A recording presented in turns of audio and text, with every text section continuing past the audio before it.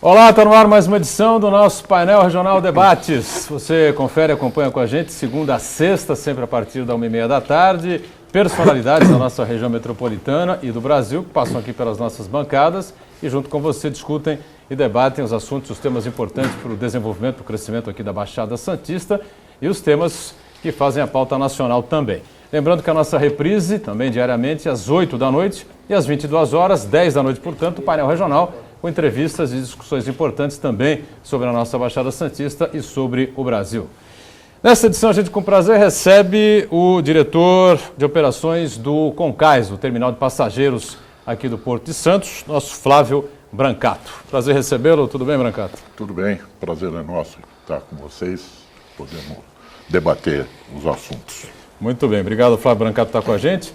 O nosso doutor Pacilo, mais uma vez, comparece, participa com a gente aqui do Painel Debates nesta segunda-feira. Tudo bem, Pacilo? Boa tarde para você também. Doutorão, boa tarde, Brancato. Heraldo, é uma satisfação estar mais uma vez aqui com vocês no Painel Regional. E o nosso Heraldo José dos Santos, companheiro jornalista, advogado, mais uma vez também com a gente nesta edição do Painel Debates. Boa tarde, tudo bem, Heraldo? Tudo bom, Boturão? Boa tarde aos convidados de hoje, doutor Pacilo, doutor Brancato, e a você que nos assiste em casa.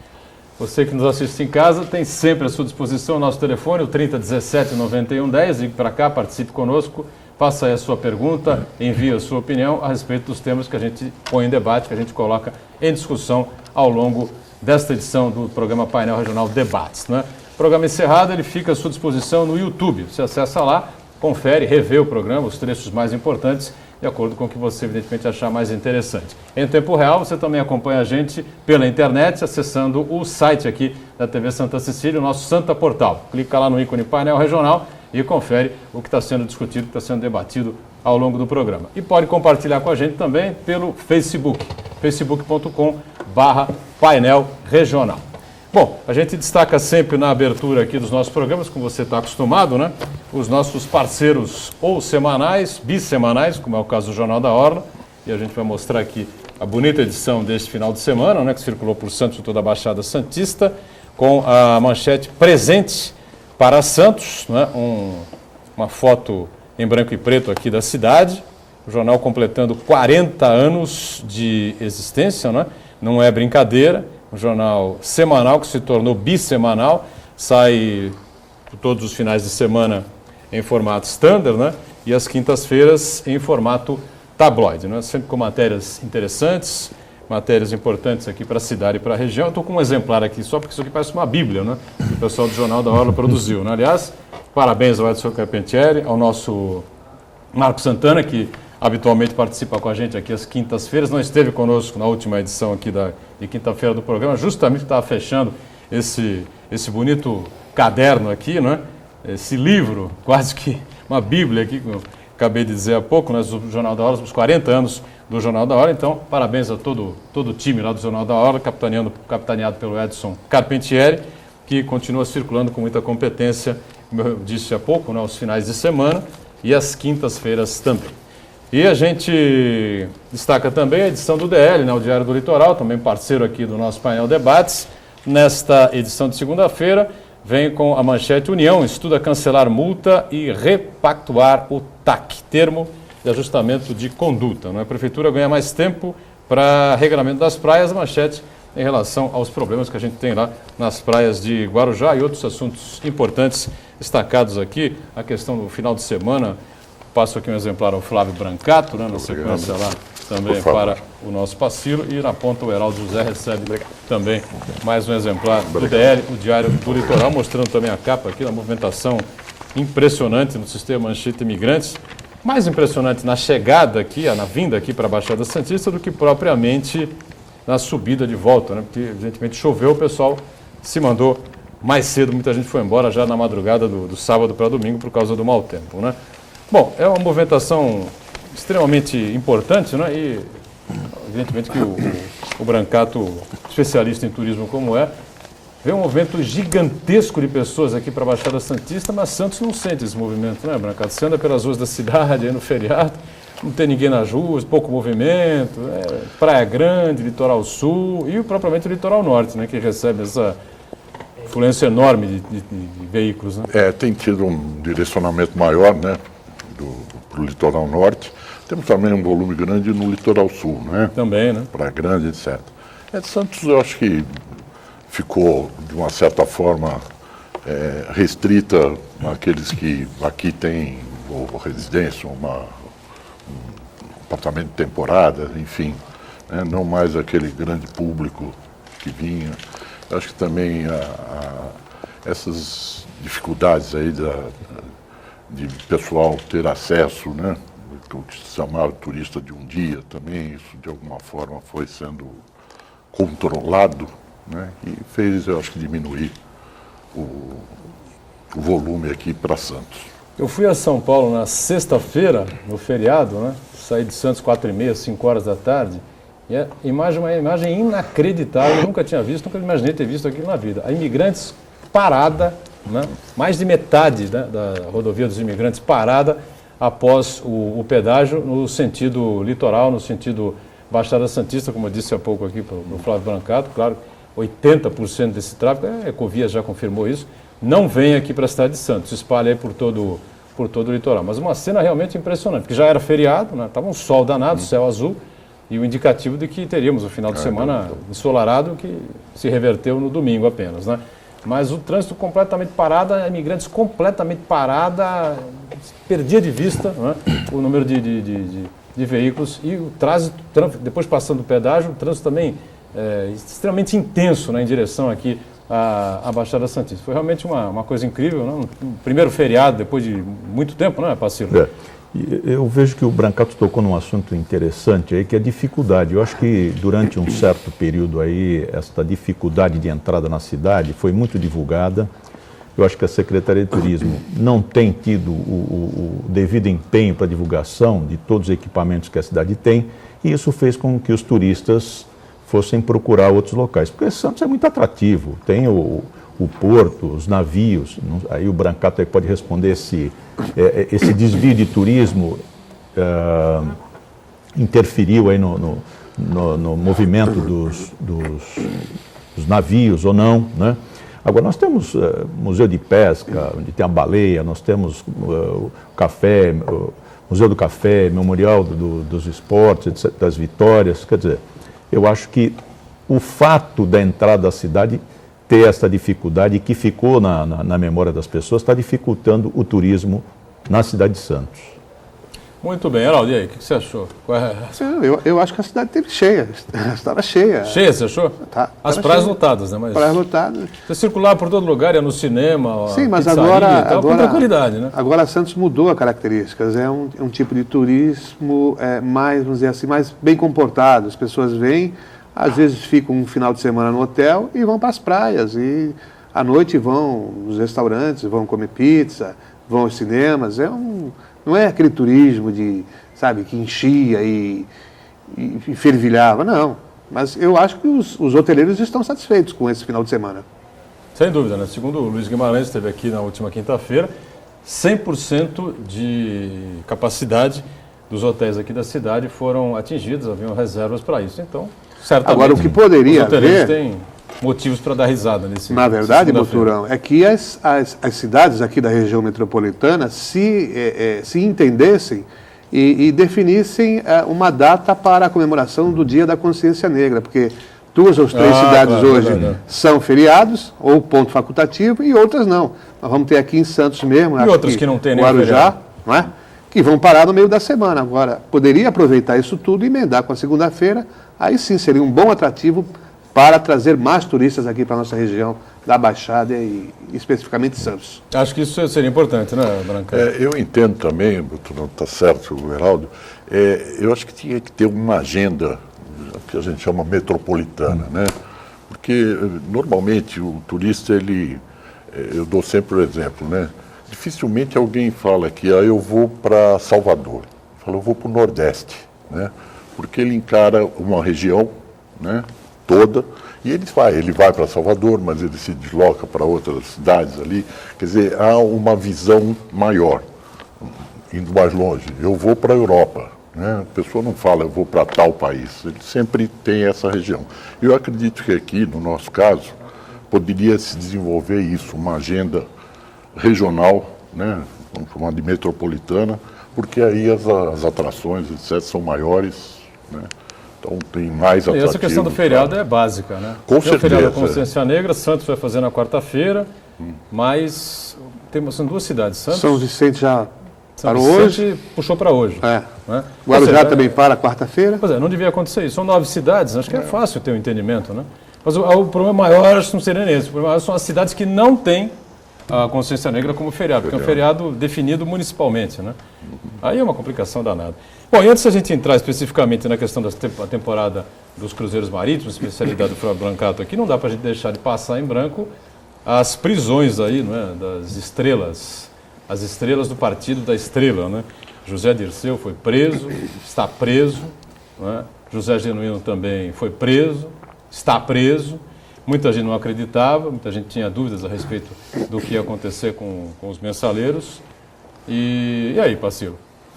Olha, eu acho que o ministro Joaquim Barbosa, ele foi extremamente operoso, fez com que se desse, aumentasse e se desse uma esperança em relação ao judiciário. No dia da proclamação da República, ele, trabalhando, expediu os mandatos de prisão. Quer dizer, isto tem um efeito muito grande, cultural, isso tem um efeito didático, como exemplo. Eu acho que isso deve ser aproveitado e trazer, inclusive, aqui para a Prefeitura de São Paulo, onde sumiram 500 milhões, né? E o Haddad aumentou o imposto em quase 30%. Eu entendo que nós estamos mudando. O Joaquim Barbosa dá um magnífico exemplo no comando do Supremo. Eu espero que isso daqui para frente vire uma rotina e que não seja assim motivo de comemoração, mas seja o rotineiro. Olha, essa questão da corrupção houve, no mínimo, tem que ir para a prisão e mais do que isso, o Estado tem que resgatar o dinheiro público que foi desviado. Então está de parabéns o Joaquim Barbosa e o povo brasileiro aí, porque acreditou. Muita gente perdeu pizza, perdeu jantar, achando que não ia dar em nada, mas deu, felizmente, a história ganha, o Brasil ganha. E aí, Heraldo? Eu acho que se cumpriu o que determina aí os cânones jurídicos, né? Na verdade, ninguém realmente acreditava, como bem pontuou aí o doutor Pacílio, mas está aí, os mensaleiros estão na cadeia e olha, essas bravatas de preso político, de que sou inocente, eu nunca vi ninguém na cadeia, na atividade advocatícia, eu não encontrei nenhum culpado na cadeia. Todos os que estão lá são inocentes. É sempre essa ladainha que falam. Agora, faltam os outros, né? Fugiu um já, talvez eles não nos devolvam, poderia trocar por aquele que está aqui no Brasil, né? O César Batista aí. Que... Mas não há esse tratado, né? Não existe. Não existe esse tratado. Não. Teriam que inventar esse tratado. O máximo que poderia acontecer é ele ser processado lá, mas eu acho meio difícil também, né? Que a justiça italiana, vamos dizer assim, receba todo esse procedimento que foi feito aqui no Brasil já e inicie um processo por lá. Não acredito.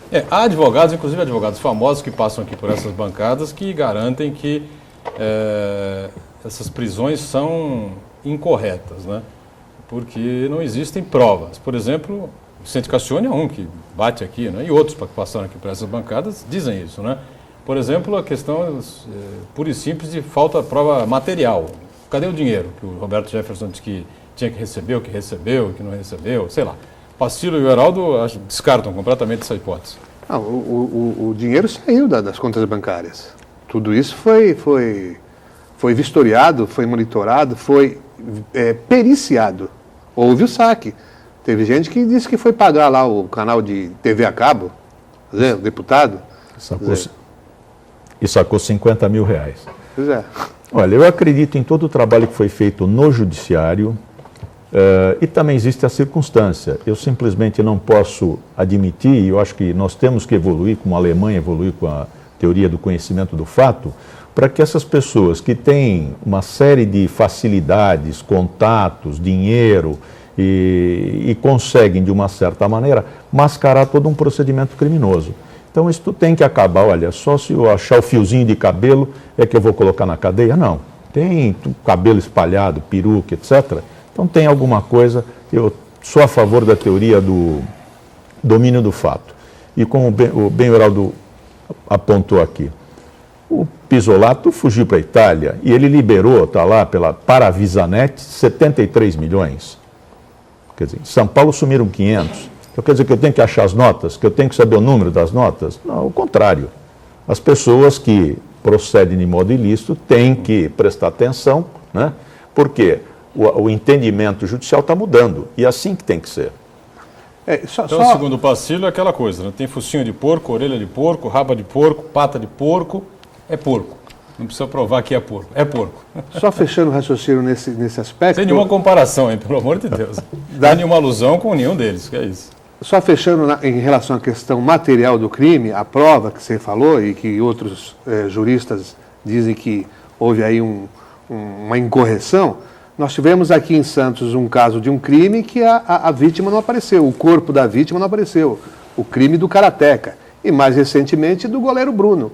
E os dois acusados foram condenados. Quer dizer, os outros elementos de prova são suficientes ou foram suficientes para que se levasse à convicção de que houve realmente o crime e que determinada pessoa foi morta, como no caso desse da corrupção.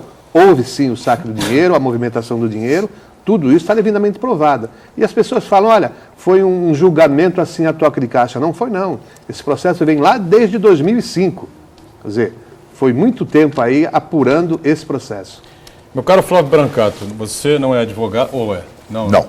Não se formou em Direito. Não. Eu também não me formei em Direito, tá certo? Então, nós temos posturas e posições de entendimentos, às vezes, diferentes dos dois advogados aqui, não é? Qual é a tua avaliação a respeito desse caso aí do Mensalão, que, evidentemente, tomou a mídia de todo o país nesse final de semana e, curiosamente, no feriado da Proclamação da República, né? A gente enxerga, né?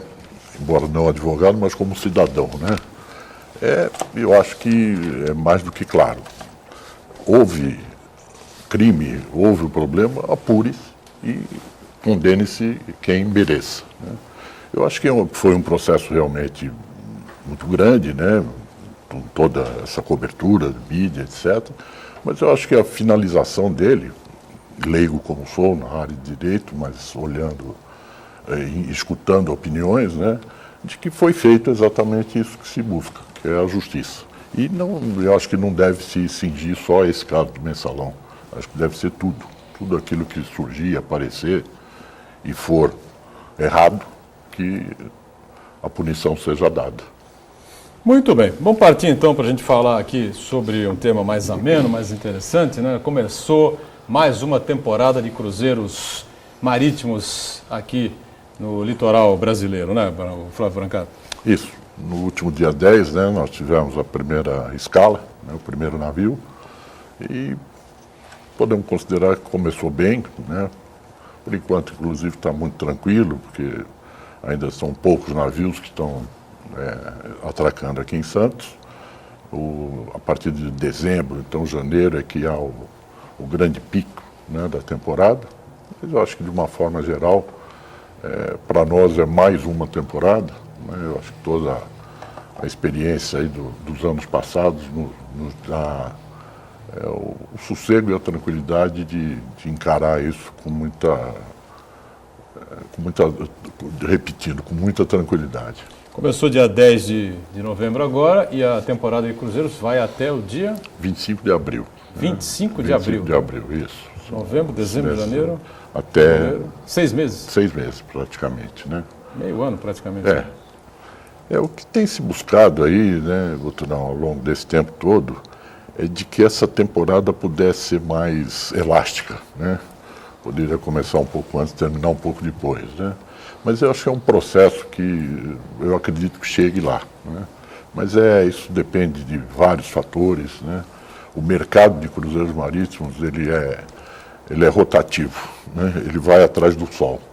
Quer dizer, agora, essa época, o verão é aqui, né, no nosso hemisfério, então aqui tem essa concentração.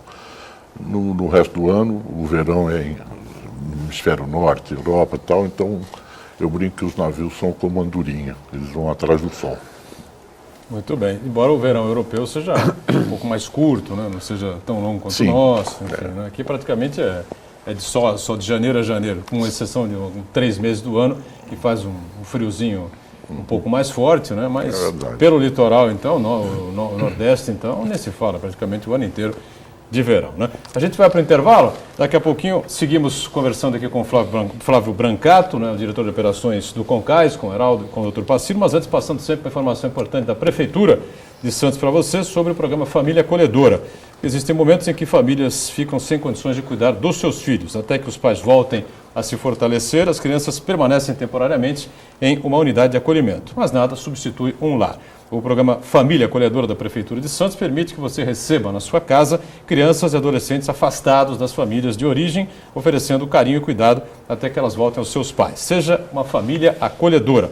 As condições para participar desse programa: morar em Santos, ter mais de 18 anos, não ter interesse em adoção, não usar drogas ou álcool, não ter problemas financeiros, ter moradia digna, e a família deve aceitar essa participação. As crianças têm de 0 a 18 anos incompletos.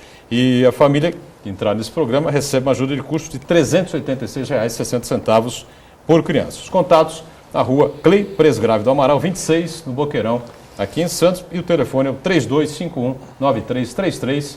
A gente volta já já.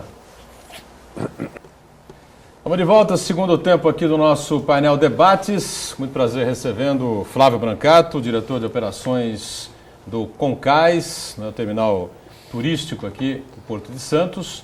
O nosso José Francisco Pacilo mais uma vez participando com a gente. E o Heraldo José dos Santos também conosco nesta edição. 3017-9110. Você ligar e participar conosco, com a sua pergunta, com o seu comentário, sua opinião, você fica sempre à vontade, né? E pelas redes sociais, facebook.com/painel regional. Bom, Flávio Brancato já falou sobre o início aqui da temporada de verão, né? E na semana passada surgiu uma polêmica levantada aqui pelo Heraldo, debatida também pelo Pacilo, né? Com relação à questão das bagagens e do sindicato que ordena essa situação toda, não foi, Pacilo e Heraldo?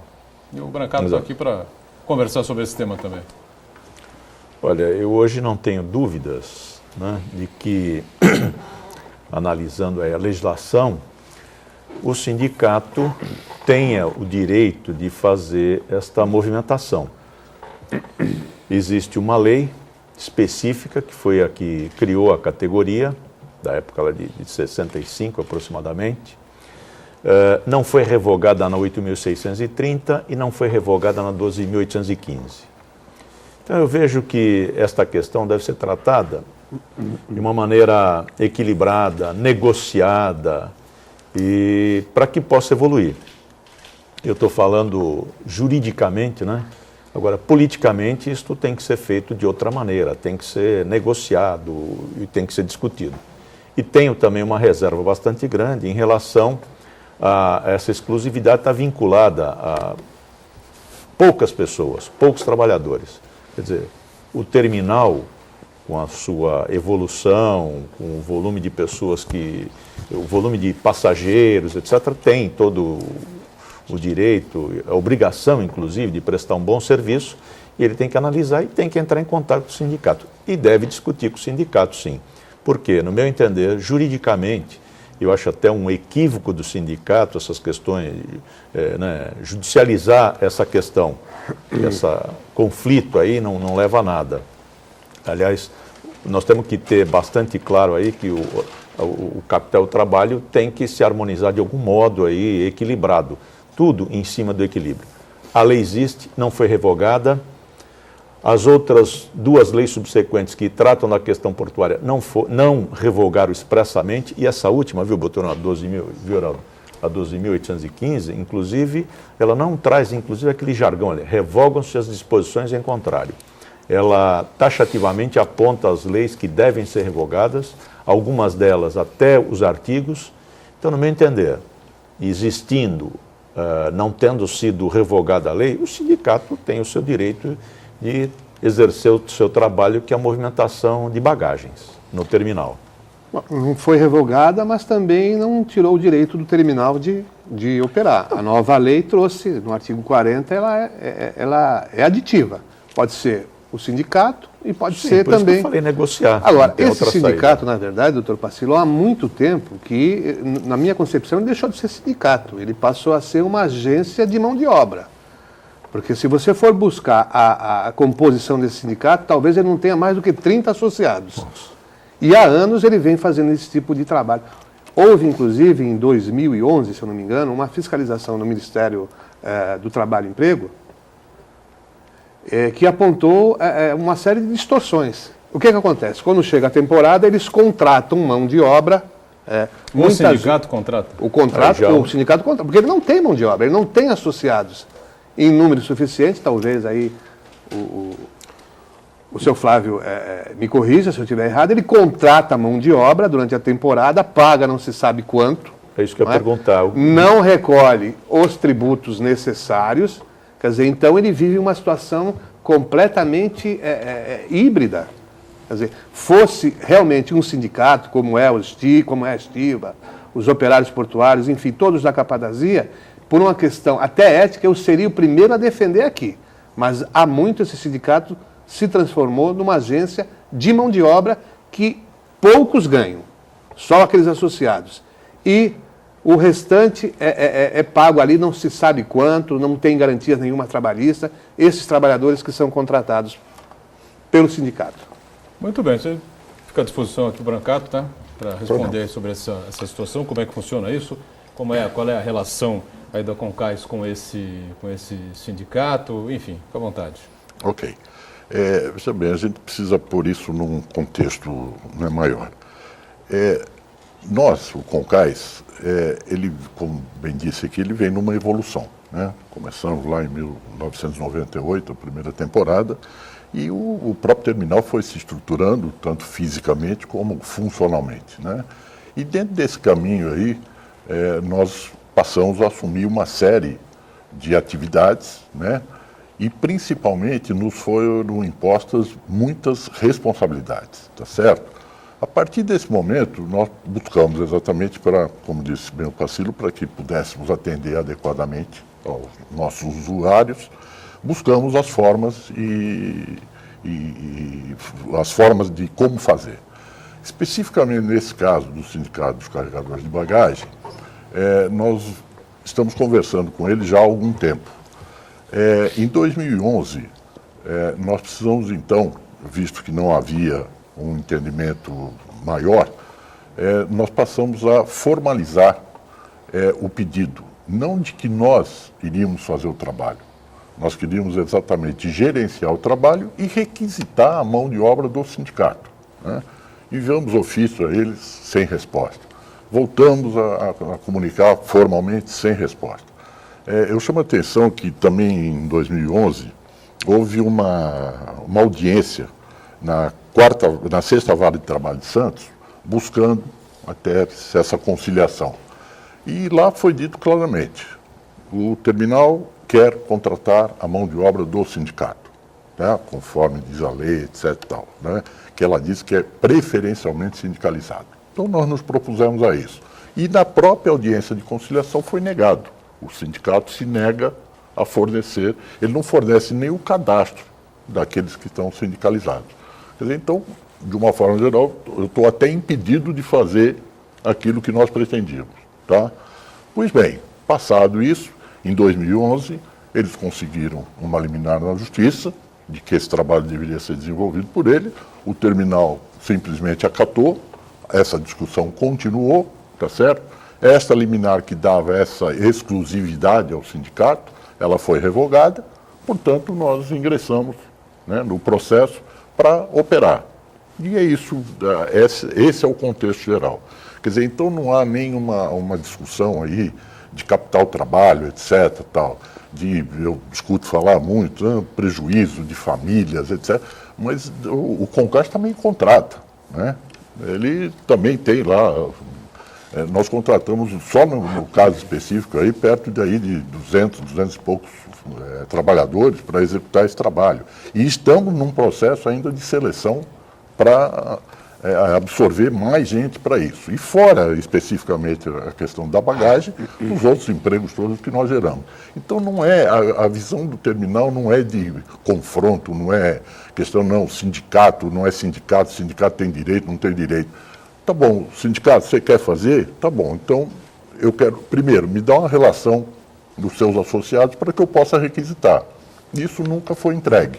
Portanto, criou-se um impasse e hoje realmente está em disputa judicial, né? Não se consegue mais um diálogo porque não há aproximação. Esse é o fato. Lembrando que o Milton, presidente desse sindicato, foi contactado pelo Aldo, nosso produtor, e teria se colocado à disposição de participar, mas acabou não comparecendo aqui ao programa para participar com a gente também, para explicar também, dar aí a versão do sindicato, explicar como é que funcionaria, né, em tese, a questão do sindicato. O Brancato está aqui, se propôs a participar do programa, está aqui conosco, né, e infelizmente não temos o outro lado, mas convidado ele foi e infelizmente não compareceu. Né.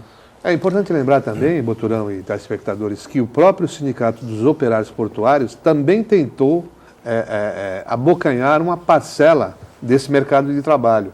E houve também nova pendência judicial em que esse sindicato, o dos operários portuários, foi afastado. Mas eu volto a frisar, esse sindicato dos carregadores de bagagem se transformou há muito tempo numa empresa. Eles não têm mais do que 30 associados e não admite novos associados. A exemplo do que acontece, por exemplo, nos avulsos. Nós temos lá os bagrinhos que depois de determinadas horas nesse trabalho de eventual, eles têm os seus registros no ógimo. São matriculados, depois passam. No sindicato dos carregadores, isso não acontece. Mas, olha, aí primeiro é uma disfunção do sindicato, né, em relação à representação e distribuição do trabalho, o que é muito ruim, esse monopólio, e causa surpresa, que eu não conhecia e não sabia desse dado que você traz, Geraldo, de 30 trabalhadores. Isso é muito ruim, porque qualquer entidade com um número tão pequeno de trabalhadores não representa efetivamente um volume grande de categoria. E eu imagino que você, para exercer qualquer atividade hoje no Porto, tem que estar cadastrado no ógimo, no mínimo, cadastrado ou registrado. Se a lei, o objeto da lei foi organizar o trabalho na área portuária, né, isso é o mínimo que se exige. Aí até o próprio terminal pode fazer uma contratação, no meu entender, desde que eles estejam cadastrados. E eles têm que estar cadastrados. Eu vejo que isso é uma exceção que não é benéfica nem para os terminais e nem para os trabalhadores não ter nenhum tipo de cadastro junto ao ógimo, né? É um dos objetos da lei.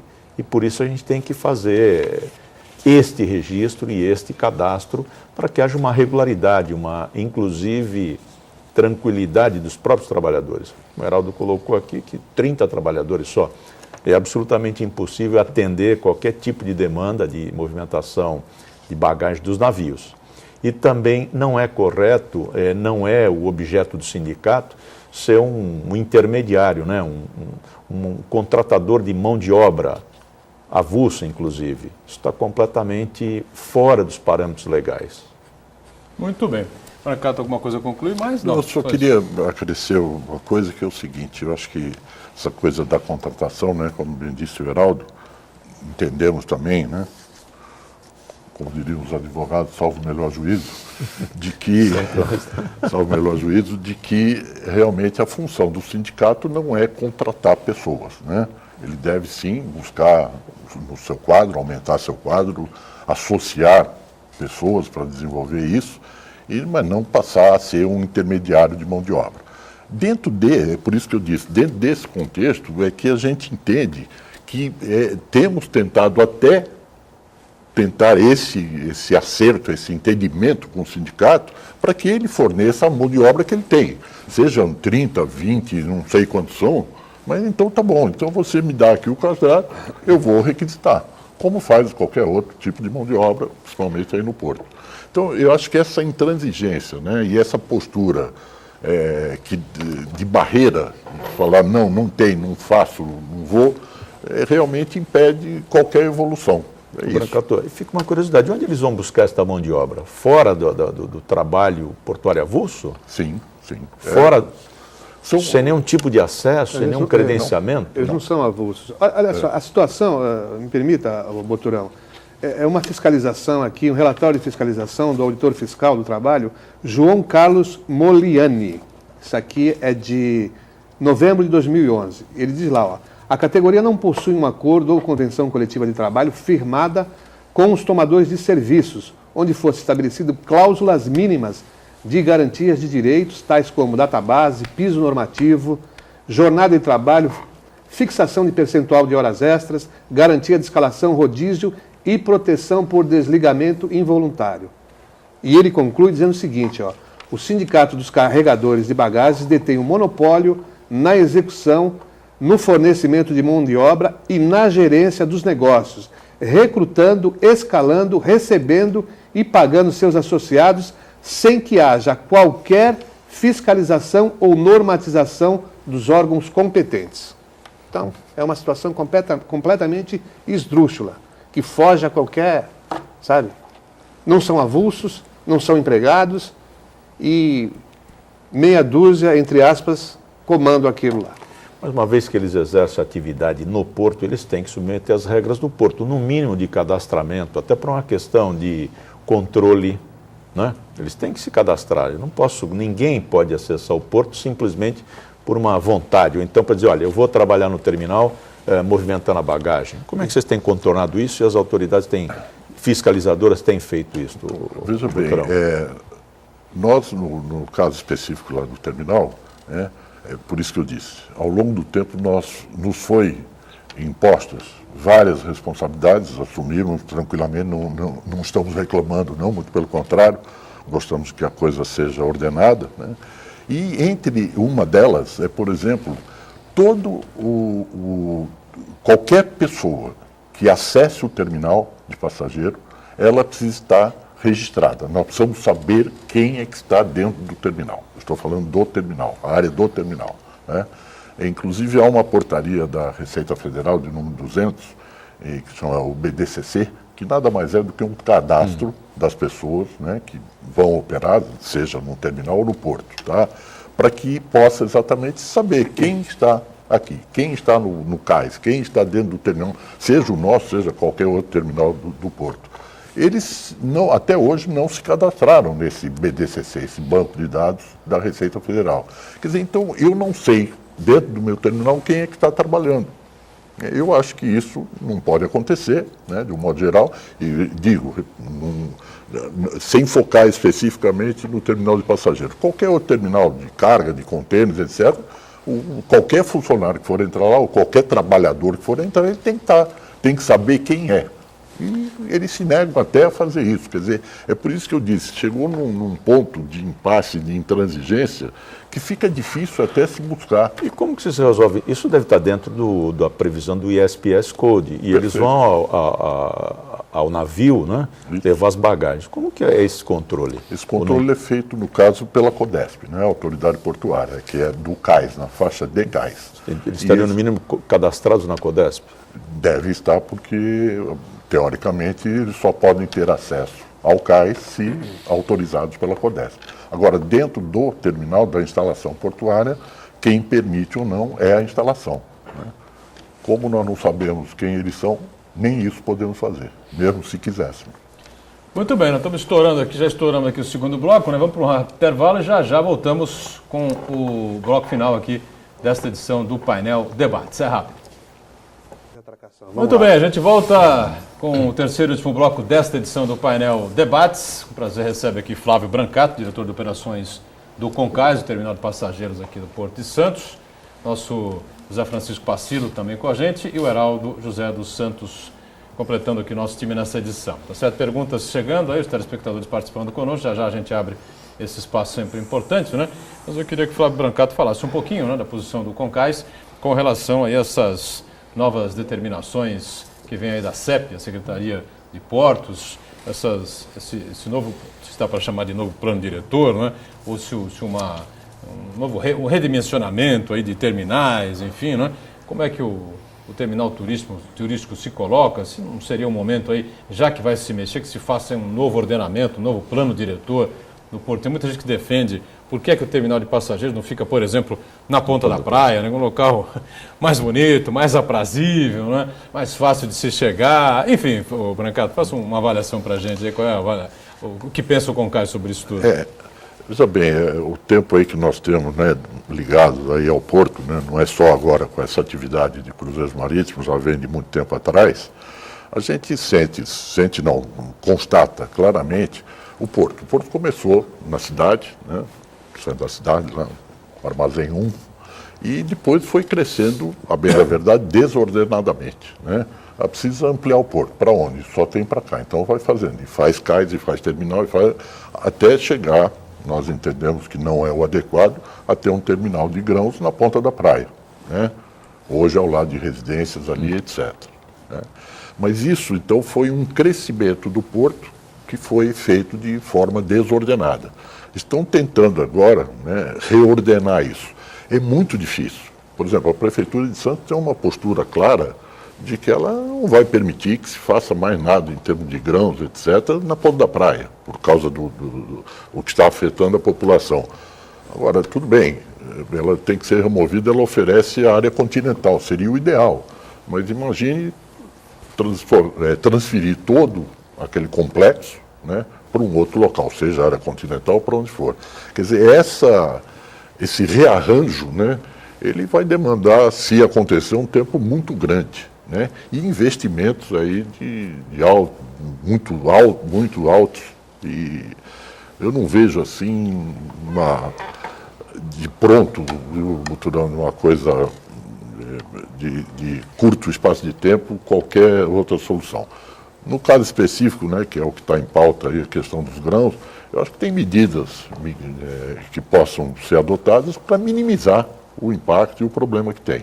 E eu acho que essa nova conjuntura aí dessa lei, a 12.815, enfim, essa coisa de arrendamentos que estão promovendo, eu acho que vai servir sim para, se não é para um total rearranjo, uma parcela aí vai poder ser esquematizada e ficar No adequada. caso do Concais, por exemplo, que é o terminal turístico, terminal de passageiros, se oferecesse uma área na ponta da praia, vamos sair de onde vocês estão, né, daquele lugar ali que é complicado, difícil de chegar, o acesso, tudo aquilo que a gente já discutiu N vezes, né?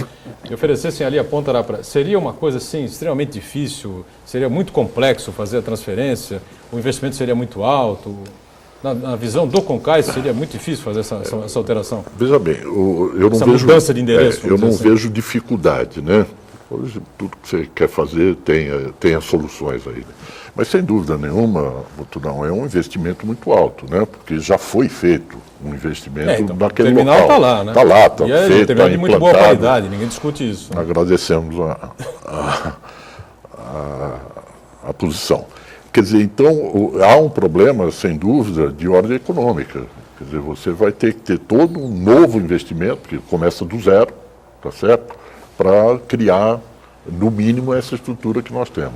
Então, essa equação aí, tempo, área e a parte econômica financeira é que teria que ser ajustada para eventualmente ocorrer essa mudança. É o exemplo que eu dei do caso dos terminais de grão, não é a mesma coisa. Mas se quiser nos dar uma área lá e darem condições para que a gente mude... Não, financiamento aí, a perder de vista? Pode ser um fundo perdido, coisa desse tipo. Mas é o Brasil que paga. O Brancato, vocês vão encerrar agora, ou pelo menos está previsto contratualmente, em 2018. Eu acho que uma das formas que poderia ser negociada é ampliar este prazo contratual para que fosse feita alguma coisa na ponta da praia, porque não tem cabimento efetivamente você movimentar grãos na ponta da praia. E isto, na época da instituição desse terminal de movimentação, já devia ter sido visto. Mas é que o Porto, com a sua influência política, né, no seu direcionamento, acaba cometendo essas impropriedades, essas até atrocidades com os moradores. E não importa também, no nosso entendimento, a questão do investimento. O que importa é a saúde pública, inclusive do bairro lá, né? Quer dizer, olha, eu não posso mudar porque tem investimento, mas acho que uma única vida humana vale qualquer tipo de investimento. Então a gente tem que mudar um pouco essa discussão e de saber o que é melhor para a cidade e se decidir em função disto, não em função de investimento exclusivamente. E no investimento, olha, se eu tenho um contrato de 10, de 20, de 15, eu posso negociar a ampliação desse contrato e, de alguma maneira, ver o retorno do capital remunerado, que é o que o capitalista faz. Então, eu acho que a discussão, temos que focar, assim, é na saúde pública.